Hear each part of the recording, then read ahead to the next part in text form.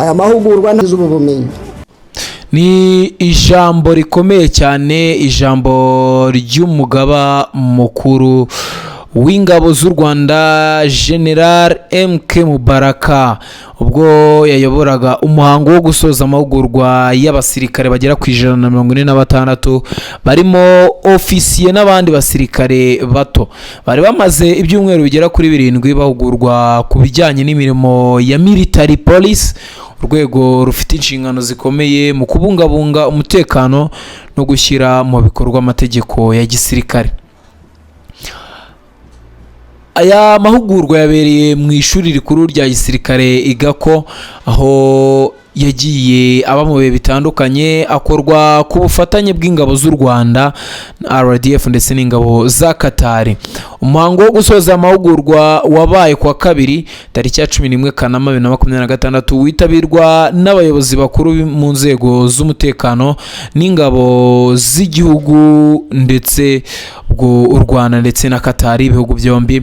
Mu bari bahari harimo ambasaderi wa Qatar mu Rwanda bamwita Mansour Ali Hajil, ofisiye bakuru baturutse mu ngabo za Qatar ndetse n'abajenerali n'abandi ofisiye bakuru bo mu ngabo z'u Rwanda. Aya mahugurwa yaragamije kongerera aba basirikare ubumenyi n'ubushobozi bwo gukora imirimo itandukanye ishinzwe military police nkuko ariryo n'ubundi kose bafataga, cyane cyane mu bihe bisaba ubunyamwuga, ubushishozi n'ubushobozi bwo gufata ibyemezo byihuse. Byigishijwe harimo kurinda abayobozi bakuru, ubumenyi bwo guhangana n'ibikorwa by'iterabwoba ndetse no gukora ibikorwa bya gisirikare mu bice byubatse. Abasirikare kandi bahawe ubumenyi ku buryo bwo guhosha imyigaragambyo n'imvururu, bakigishwa uburyo bwo gukoresha ubushobozi bwabo mu buryo bwubahiriza inshingano n'amategeko agenga ibikorwa bya gisirikare. Igikorwa cyo kurinda abayobozi bakuru ni kimwe mu bice bisaba imyitozo yihariye, kuko abasirikare babishinzwe baba bagomba kuba bashoboye gusuzuma umutekano w'ahantu, kumenya ibishobora guteza ibyago no kugira icyo bakora mu gihe havutse ikibazo. Ku rundi ruhande, amahugurwa ajyanye no kurwanya iterabwoba agamije gutuma abasirikare bashobora kumenya no guhangana n'ibikorwa bishobora guhungabanya umutekano, cyane cyane mu bihe bisaba ubufatanye bw'inzego zitandukanye. Igihe cy'imyitozo cy'ibanze ku kurwanya ndetse no kurwanira mu bice byubatse nacyo gifite akamaro kanini mu myitozo ya gisirikare, kuko abasirikare bashobora guhura n'ibikorwa bibera mu mijyi cyangwa ahantu hatuwe cyane. Muri aya mahugurwa kandi harimo imyitozo ijyanye no guhosha imvururu n'imyigaragambyo. Iki gice gisaba ubushobozi bwo gukoresha ingamba zitandukanye mu rwego rwo kugarura ituze no kurinda abantu n'ibikorwa remezo. Kuba aya mahugurwa yarateguwe ku bufatanye bw'inzego z'u Rwanda n'ingabo za Qatar, bigaragaza kandi ubufatanye mu bya gisirikare hagati y'ibihugu byombi, cyane cyane mu bijyanye no kongerera abasirikare ubushobozi n'ubumenyi bwihariye. Mu gusoza amahugurwa, abasirikare 146 bahawe icyemezo cy'uko barangije nyuma y'ibyumweru 7 by'imyitozo n'amasomo. Ubuyobozi bw'ingabo z'u Rwanda n'ubwa Qatar bwari buhagarariwe n'abajenerali n'abofisiye bakuru, mu gihe ambasaderi wa Qatar mu Rwanda nawe yarahabaye cyane.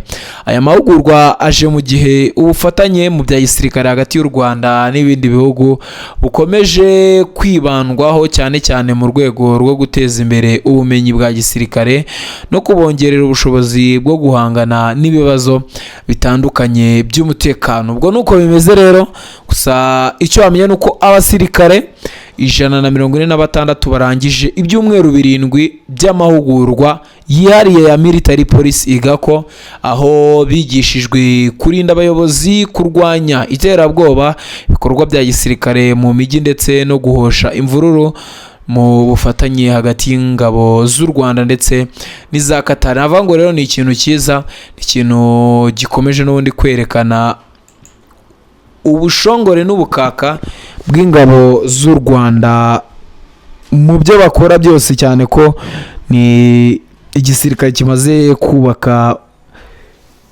ibigwi haba hano mu Rwanda ndetse no ku isi hose, cyane ko tujya tubabona bagiye mu butumwa bw'akazi. Muragenda mwabona rero iyo basoje kwiga, iyo basoje aya mahugurwa bagiye kujya muri serivisi runaka, bamurika ibyo bize ko bagiye babyiga. Murabibona neza aho bari kujyanye na target cyangwa se kurasa nyine. Amahugurwa barayakora, amahugurwa yo guhosha imyigaragambyo mwagiye mubibona mu mashusho. Avango rero ni ikintu cyiza cyane, ikintu cyiza. Ubundi bakereka abayobozi bahari bitabiriye umuhango uko bimeze, se ibyo bigishijwe n'ibyo bakoze babigezeho, byose nibyo bagenda bigishwa. Nyuma rero y'umuhango, General Mubaraka Muganga, Chief of Defense Staff, yabagejejeho ijambo rikomeye cyane. CDS ababwira bati mugiye gukora serivisi z'igihugu, mugomba kwitwara neza kandi ibyo mwize mugomba kubikoresha neza mu nyungu z'igihugu kugira ngo ibintu bigende neza cyane. Ijambo ry'umukuru buriya riba rikenewe cyane. Umukuru aba agomba kukubwira ijambo kandi nawe ukarikurikiza kuko uba uri muto nyine, kandi ibyo abakubwiye ni ubunararibonye aba agenda gusangiza kuko aba afite experience n'ibintu aba yaraciyemo, ibintu baba barabiciyemo. Muragenda mubabona rero bagenda bagaragaza ibyo batojwe, ibyo bize byose muri rusange, ndetse bakanabyerekana nyine muri rusange. Reka ngushimire cyane wowe ukurikira ibiganiro bya The Quick Times News. Gusa ikindi kintu nagenda ntakubwiyeho ni uko n'ubundi Minisiteri y'Ingabo z'u Rwanda ndetse n'igisirikare n'ubundi muri rusange RDF bakiriye inama ku munsi w'ejo, bakiriye inama yihariye y'umutekano yahuje abahagarariye igisirikare n'abafatanyabikorwa bemewe mu Rwanda. Ubwo urumva n'ubufatanye n'ubundi mu nzego zigiye zitandukanye, aho bagiranye inama n'abahagarariye ingabo z'ibihugu by'amahanga mu mutekano w'akarere. Avango ni inama iyo urumva inama iba yahuje ingeri zitandukanye.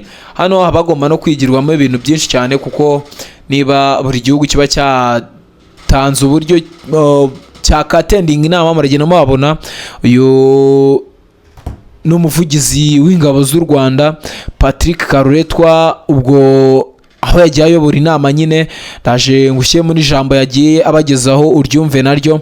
Navango ni ikintu cyiza gikomeza kwerekana ubushongore n'ubukaka n'ubundi bw'ingabo z'u Rwanda. Ubwo nuko bimeze rero, reka ngushimire cyane. Komeza kurikira ibiganiro bya The Quick Times News kandi ukande subscribe aho turayika, kandi ubundi Imana ibane nawe kandi uhahe uronke. This security brief is part of the Ministry of Defense's regular engagement with the Defense Attaché community. And it provides, at least from our perspective, an opportunity to share our perspective, our assessment of Rwanda security environments, the operation and activities of the Rwanda Defense Force, both within our borders and abroad, as well as, of course, as developments in the regional and international security environment that are of interest to Rwanda. So today's brief therefore provides an opportunity to look at those dynamics, to take stock of these developments, to share our views on those, to hear yours, and to provide you with a better understanding of Rwanda's security priorities and the operational engagement of the Rwanda Defense Force.